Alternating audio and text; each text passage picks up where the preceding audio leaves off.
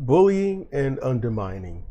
That's why we got, well, a push for the transgender movement, which is just let them be.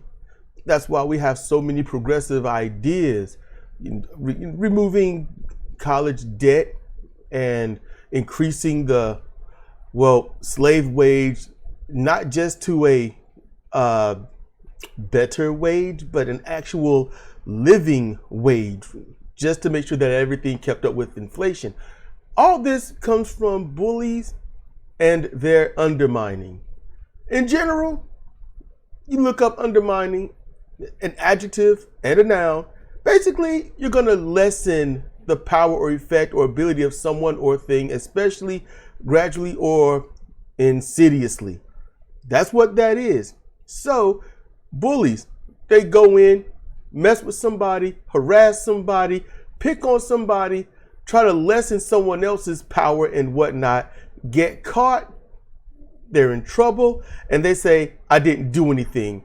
Or, I can't believe I'm going to get suspended, expelled, or put in prison or jail, or I'm getting cut for just touching somebody by mistake.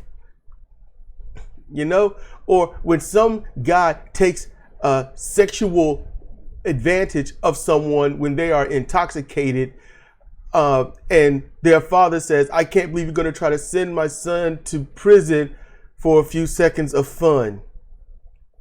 Things like that. Or when you're a public figure and somebody films you being groped, and while you're feeling up on someone in an area where you're supposed to be showing the epitome of family values, and then say, oh, well, things got a little out of hand, or, you know, things just aren't always what it seems. So all of that rhetoric, what happens when people are picked on or they see someone getting picked on? That's what you call a positive traumatization, because they see them and they're like, wait, but this person who is a guy that decides to put on female clothes, it might be a little disturbing because of what we're used to, but they're doing nothing to no one. So why are you picking on them? This guy is a little effeminate. This female acts a little masculine, but they're not doing anything. So why are you harming them? Why are you picking on them? These people who are same-sex interest, these people, they want to get married. Why won't you let them get married? Why won't you let them be with each other the way everyone else can be with each other? They're not doing anything. They're not doing anything to anyone. See, that's a compare and contrast. And the way I try to work through my life is by the motto that I made up, is compare and contrast is the enemy of BS. That's what I've noticed. So all the undermining that people have done.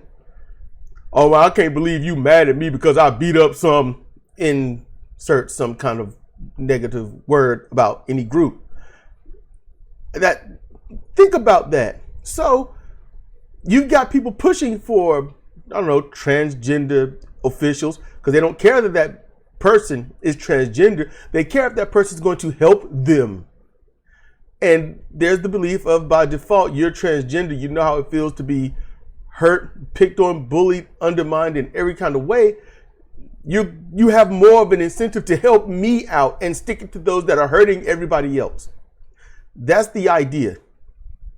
So whenever you decide to think about disliking somebody that's been othered, whether their skin is darker, lighter, they're taller, thinner, more importantly, whether they are same-sex or asexual or whatnot, if they're not harming you or anyone else, and you see that there are people that stick up for them, maybe you should look yourself in the mirror and question your motives and what your end is to harm these people, and how will that actually financially benefit you?